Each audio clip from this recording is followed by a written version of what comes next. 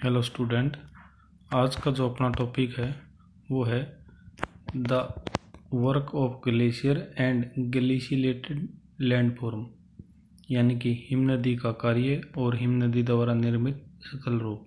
ठीक है, तो आज हम इस पार्ट में इस चैप्टर के जो कार्य है हिम नदी के उनके बारे में और उनसे निर्मित स्थलाकृतियाँ जो बनती हैं उनके बारे में चर्चा करेंगे। तो सबसे पहले हम जानते हैं कि हिम नदी क्या होती है।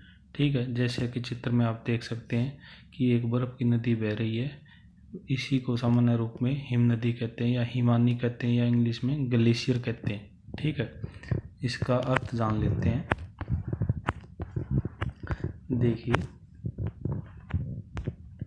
ग्लेशियर का मीनिंग, उसकी ओरिजिन और उसकी मूवमेंट, यानी कि ग्लेशियर जो है हिम नदी जो है उसका अर्थ, उसकी उत्पत्ति और उसकी गति, इन तीनों पॉइंटों के बारे में हम चर्चा करेंगे। सबसे पहले ग्लेशियर का मीनिंग देखिए, dense and unstructured huge amount of snow slipping down the slope is called glacial और ग्लेशियल, यानी कि जैसे नीचे हिंदी में बताया गया इसी बात को, ढाल से नीचे खिसकती हुई हिम की संघन व असंगठित विशाल राशि को हिम नदी या हिमानी कहा जाता है। सिंपल सी बात है कि जो बर्फ का पूरा एरिया है या अमाउंट है, हग अमाउंट, यानी कि बहुत ज़्यादा मात्रा में विशाल राशि बर्फ की, वो ढाल के सारे नीचे की ओर खिसकती है। वो क्या होती है, डेंस होती है और असंगठित होती है, आपस में जुड़ी नहीं होती, तो वो नीचे की ओर खिसकती है ढाल के सारे, ग्रेविटी की वजह से, अन्य किसी कारणों की वजह से।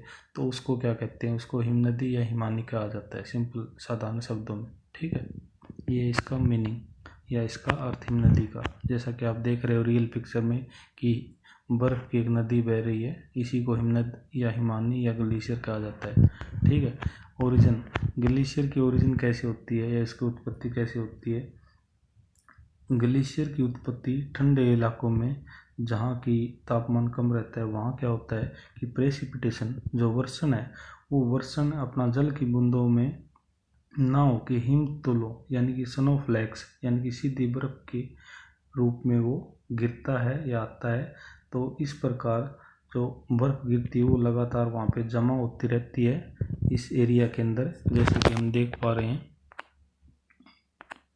अपना ये जो एरिया है, ये देखो, इसके अंदर लगातार बर्फ़ गिरने से या प्रेसिपिटेशन यानी कि वर्षण स्नोफ्लैक्स के रूप में होता है, हिमतुलों के रूप में। यहाँ बर्फ़ लगातार गिरी है और उसकी परत जमती गई और लगातार इस प्रकार बर्फ़ गिरने से यहाँ मोटी परत हो जाती है और ऐसी बर्फ़ को क्या कहते हैं, नेवे या कण हिम। ठीक है, और जब हिमराशि की ऊंचाई 70 से 80 मीटर यानी कि कितनी, 70 to 80 मीटर, ठीक है, 70 से 80 मीटर पहुंच जाती है, तो वह अपने भार तथा पृथ्वी के गुरुत्वाकर्षण के प्रभाव से ढाल के सारे नीचे की ओर खिसकने लग जाती है। ठीक है, और इसी धीमी गति से बहती बर्फ की हिम नदी कहा जाता है। यानी कि ये जो बर्फ़ है ये लगातार जमती रहती है और इसकी ऊंचाई 70 से 80 मीटर हो जाती है। उसके बाद ये अपना गुरुत्वाकर्षण बल के कारण ढाल के सारे, स्लोप के सारे, ठीक है, ये क्या होती है, बहने लग जाती है। तो इस प्रकार इसको क्या कहते हैं, हिम नदी कहते हैं। इस प्रकार हिम नदी की क्या होती है, उत्पत्ति होती है, इसका ओरिजिन होता है। ठीक है, नेक्स्ट पॉइंट देखिए, मूवमेंट के बारे में भी हमने जैसे बात की कि सबसे पहले इस मूवमेंट के बारे में जो बताया था वो अपना स्विट्ज़रलैंड के एक वैज्ञानिक हुए हैं, लुई अगासिज, और इन्होंने लगभग 1834 में अपना बताया कि जो हिम नदियाँ हैं वो क्या है, गतिशील है, वो स्थिर नहीं है, वो गतिशील है। और इनकी जो गति है वो 2.5 सेंटीमीटर से लेकर के 30 मीटर पर डे तक पाई जा सकती है। ठीक है, और हिम नदी के विभिन्न भागों में विभिन्न दर से बहते हैं, यानी कि हिम नदी के जो जैसे ये एरिया है और ये एरिया पूरे एरिया के अंदर एक जैसी गति नहीं होती, कहीं पे ज़्यादा तो कहीं पे कम, क्योंकि ये असंगठित होती है इस वजह से। ठीक है, इस प्रकार से सबसे पहले लुईस अगासिज ने 1829 में दो बताया कि 2.5 सेंटीमीटर से लेकर के 30 मीटर तक अपना प्रतिदिन की गति से हिमनदी बह सकती है। ठीक है, या हो सकती है इनकी गति, तो ये मूवमेंट होती है हिमनदियों की। आगे बताया है स्नोफील्ड एंड स्नो लाइन कि अपना जो हिम क्षेत्र, स्नोफील्ड यानी कि हिम क्षेत्र क्या होते हैं और हिम लाइन या हिम रेखा क्या होती है। जैसे कि परिभाषा में बताया, स्नोफील्ड और अपना ice field an almost motionless mass of permanent snow and ice formed by accumulation above snow line curved most land near poles and some mountain tops. यानी कि एक ऐसा एरिया जहाँ हमेशा बर्फ ढकी रहती है, पड़ी रहती है, उसको स्नोफील्ड या हिम क्षेत्र कहा जाता है। सिंपल सी बात है। और ये ज़्यादातर कहाँ है, अपना माउंटेन टॉप पे, यानी कि पर्वतों के ऊंचे भागों में, और या पोल के आसपास, ध्रुवों के आसपास। ठीक है, आगे जो बताया है वो है अपना स्नो लाइन। स्नो लाइन क्या होता है? स्नो लाइन एक ऐसा क्षेत्र है जिससे ऊपर बर्फ कभी क्या नहीं होती, अपना जिसके ऊपर अपना, यानी कि ये कहेंगे कि हिम क्षेत्र की जो निचली सीमा रेखा है उसको क्या कहा जाता है, उसको हिम रेखा कहा जाता है। हिम क्षेत्र की निचली सीमा को हिम रेखा या स्नो लाइन कहा जाता है। ठीक है, और इससे ऊपर कभी बर्फ पिघलती नहीं। हिम रेखा हुआ एक सीमा है जहाँ से अपना ऊपर क्या नहीं होता, बर्फ नहीं पिघलती। ठीक है, अलग अलग एरिया में अलग अलग एरिया जो है, जैसे कि हिमालय है, हिमालय के अंदर जो अपना सीमा रेखा है बर्फ की, या अपना हिम रेखा है या स्नो लाइन है, वो लगभग लगभग अपना बताई गई है कि अपना काफ़ी ऊंचाई पे पाई जाती है। जो ऊंचाई बताई गई वो है 4250 मीटर, यानी कि 4250 मीटर पर हिमालय एरिया, हिमालय के अंदर अपना स्नो लाइन पाई जाती है। इससे ऊपर बर्फ नहीं पिघलती। ठीक है, और सबसे ऊंची जो हिम रेखा पाई जाती है वो पाई जाती है अपना लगभग अपना वो मध्य रेखीय क्षेत्र जो है इक्वेटर एरिया, इक्वेटर एरिया के आसपास। ठीक है, जो 6000 मीटर के लगभग बताई गई है। ठीक है, 6000 मीटर। और उसके अलावा अपना जो हिमालय के अलावा ऑस्ट्रेलिया जो कॉन्टिनेंट है, ऑस्ट्रेलिया के अंदर अपना हिम नदियाँ नहीं पाई जाती, तो इसलिए वहाँ हिम क्षेत्र वगैरह नहीं, क्योंकि वहाँ हिम नदी नहीं होगी तो हिम क्षेत्र वगैरह कहाँ से होगा। तो इस प्रकार बाकी सभी कॉन्टिनेंट के अंदर हिम नदियाँ पाई जाती है, वहाँ हिम क्षेत्र और हिम लाइन या फिर स्नो लाइन देखी जा सकती है। ठीक है, स्नो लाइन का साधारण शब्दों में मतलब यही है कि एक ऐसी लाइन है, यानी कि जिससे ऊपर बर्फ परमानेंट रहती है। जैसे ये है, ये परमानेंट है और ये नदी है हिम की, यहाँ बह रही है, लेकिन ये बर्फ मान लीजिए परमानेंट, तो ये लाइन वो हो गई जहाँ से ऊपर बर्फ नहीं पिघलती। ठीक है, इसको हम स्नो लाइन कह सकते हैं। तो इस प्रकार ये स्नो लाइन होती है। नेक्स्ट जो है वह टाइप्स ऑफ ग्लेशियर।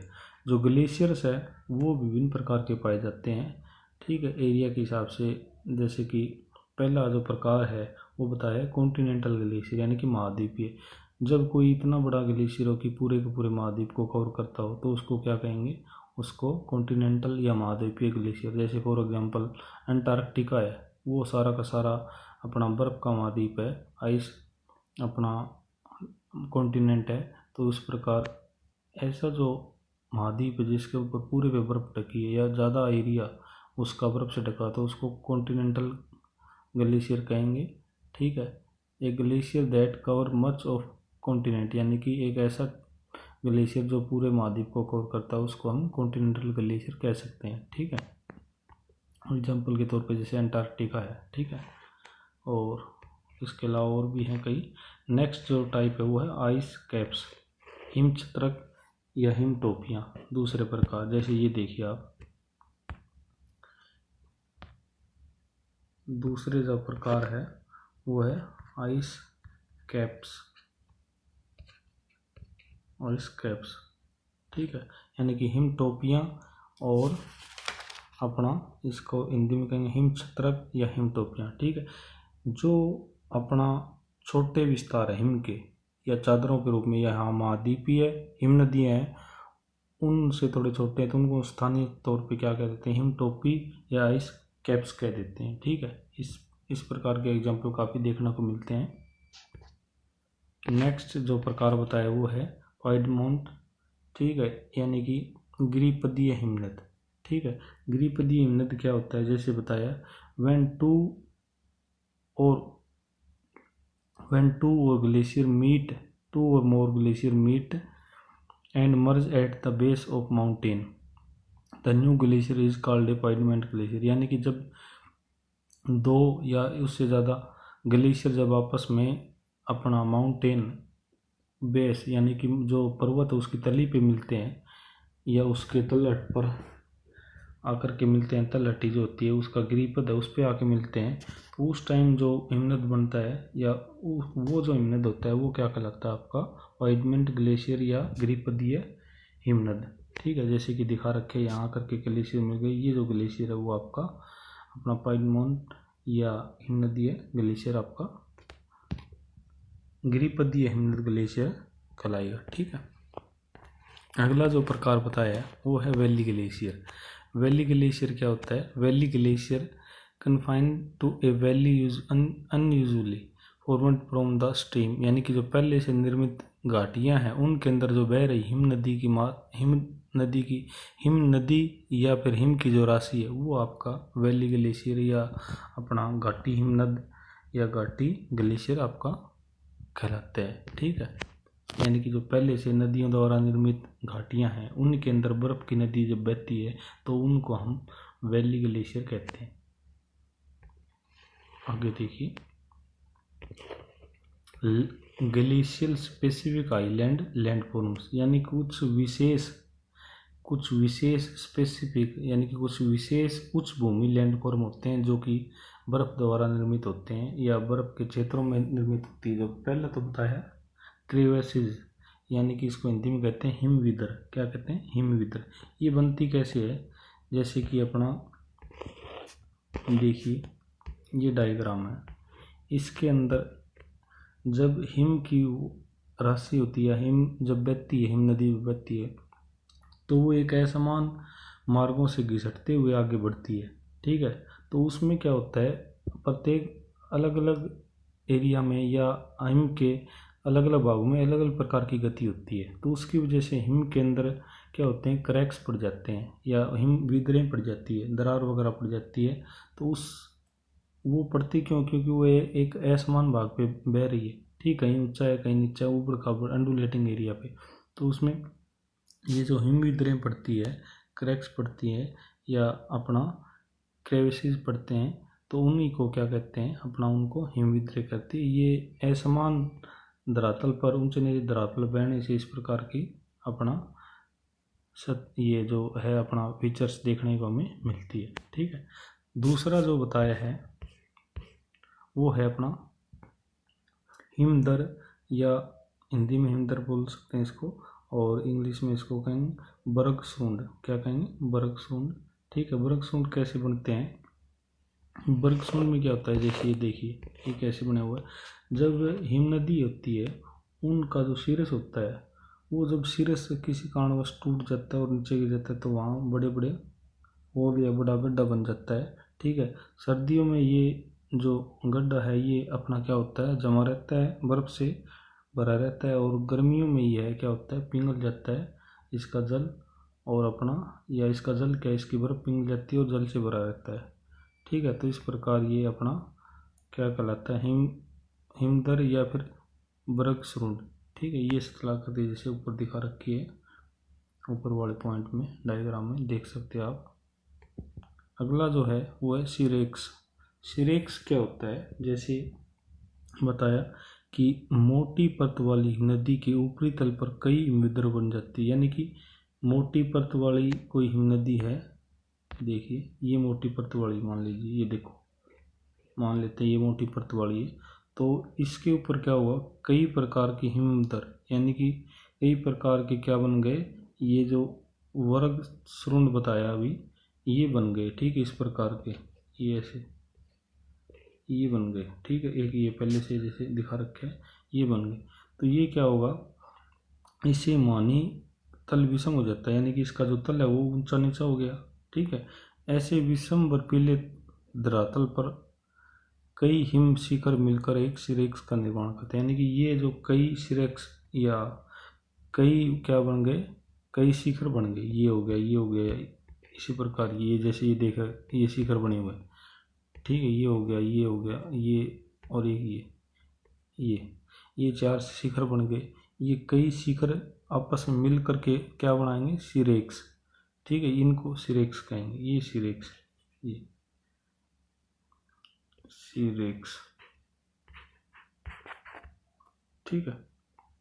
इस प्रकार सिरेक्स बनते हैं, ठीक। यानी कि जो कई शिखर बनते हैं उनको मिलाने से सिरेक्स का निर्माण होता है। अगली स्थलाकृति देखिए, अगली क्या बताइए, अगली है डस्ट वेल। डस्ट वेल में क्या होता है, डस्ट वेल में अगली जो है वो है डस्ट वेल,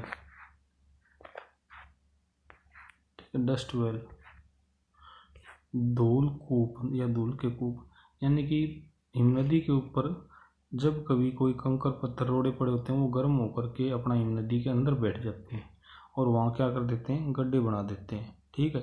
इस प्रकार के जो बेलनाकार गर्त बनते हैं या गड्ढे बन जाते हैं, उनको क्या कहते हैं, धूल के कूप। उन्हीं को क्या कहा जाता है, धूल के कूप या डस्ट वेल कहा जाता है, ठीक है। वेल, तो इस प्रकार ये आपके धूल के कूप होते हैं, जो कि विभिन्न प्रकार के पत्थरों से या फिर अपना कंकर या बड़े स्तर के उनसे ये गर्म होने से वो बनते हैं, ठीक है। अगली स्थलाकृति देखते हैं। एक स्थलाकृति और बनती है इसमें, जो कि इसमें नोट नहीं की गई, ऐसे बता देते हैं। नंबर 5 पे जो बनती है वो बनती है आपकी ग्लेशियर टेबल। ग्लेशियर टेबल,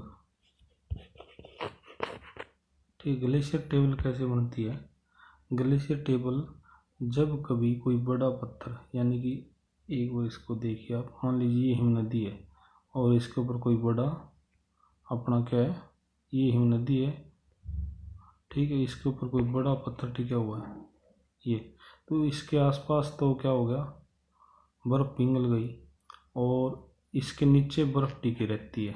क्यों, क्योंकि ये संरक्षण मिलता है इसका, इस पत्थर का, किसको, बर्फ़ को। तो यहाँ इसके नीचे बर्फ़ नहीं पिघलती और ये बची रहती है बर्फ़, अपरदन से भी और पिघलने से भी।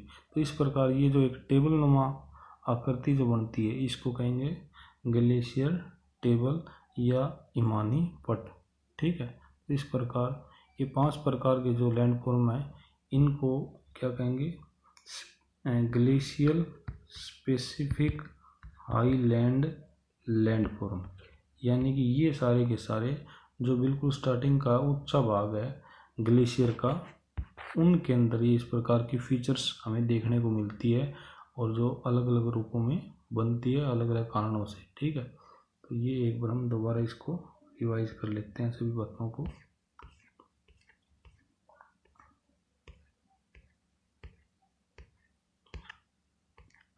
तो आज हमने जो टॉपिक किया है या जो पार्ट किया टॉपिक का, तो वो है the work of glacier and glaciated landform, यानी कि हिमनदी का कार्य और उसके द्वारा निर्मित स्थल रूप। ये हिमनदी के बारे में बताया कि बर्फ़ की बहती हुई राशि है, उसको हिमनद कहते हैं। और इसमें मीनिंग, ओरिजिन और मूवमेंट, यानी कि उसका अर्थ जैसे बताया, ढाल से नीचे खिसकती हुई हिम की संघन व असंगठित विशाल राशि को हिमनदी या हिमानी कहा जाता है। और ओरिजिन कैसी होती है कि प्रेसिपिटेशन सीधा स्नोफ्लैक्स के रूप में आता है, तो लगातार बर्फ़ पड़ने से कई सालों बाद परतें कठोर हो जाती है और हिमनदी का निर्माण होता है उसके खिसकने से, ठीक है। जब हिम खिसकती है तो हिमनदी कहलाती है और बर्फ़ पड़ी रहती है तो वो नेवे कहलाता है आपका, लगातार एक जगह टिकी रहती है बर्फ़। अगला ग्लेशियर मूवमेंट, जो बहती हुई बर्फ़ की राशि है उसको हम क्या कहते हैं, हिमनदी कहते हैं। और ग्लेशियर जो है वो मूवमेंट करते हैं, गति करते हैं। इसका बारे में सबसे पहले लुई अगासिज ने बताया था कि हिमनदी है वो 2.5 सेंटीमीटर से लेकर के 30 मीटर प्रतिदिन की गति के हिसाब से चल सकती है।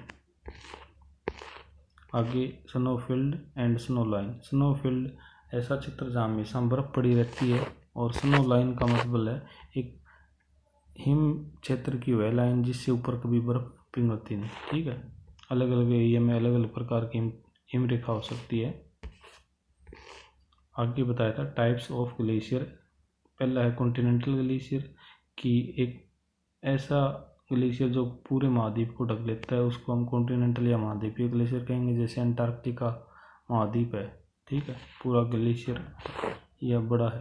दूसरा आइस कैप, यानी कि जो हिम नदी है या हिम है, ऐसे अपना ग्लेशियर जो कि कॉन्टिनेंटल ग्लेशियर से थोड़े छोटे हैं, तो उनको लोकल में या सामान्य स्थानीय स्तर पर क्या कह देते हैं, आइस टॉप्स या आइस कैप्स या हिम की टोपियाँ। ठीक है। अगला पाइडमेंट ग्लेशियर, यानी कि जब एक या दो से अधिक ग्लेशियर जब आपस में मिलते हैं पर्वत की तलहटी पे, तो वहाँ जब नया ग्लेशियर बनता है तो उसको अपन पाइडमेंट या फिर अपना गिरिपदीय ग्लेशियर कह सकते हैं। वैली ग्लेशियर, जब नदियों द्वारा निर्मित जो घाटी हैं उनके अंदर जो हिम राशि बहती है उनको अपना क्या कहते हैं, उनको वैली ग्लेशियर या घाटी हिमनद। आगे बताया था कि ग्लेशियल स्पेसिफिक आइलैंड लैंडफॉर्म्स, यानी कि उच्च भूमि के अंदर बनने वाली अपना हिमनदी की स्थलाकृतियाँ। वो कौन सी? क्रेवैसेस और बर्कसुंड और सिरेक्स और डस्ट वेल, और एक नंबर 5 में थी अपना ग्लेशियर टेबल। ठीक है, तो यहाँ इस डायग्राम में दो दे रखे हैं, ये क्रेवैसेस हैं कि हिमविदर हैं, और ये बर्कसुंड है जो सिरस टूटने से बनता है। इसी प्रकार अपना कई शिखर जब बन जाते हैं क्रेवैसेस के रूप में, तो उनके मिलने से अपना क्या बनता है, सिरेक्स बनता है।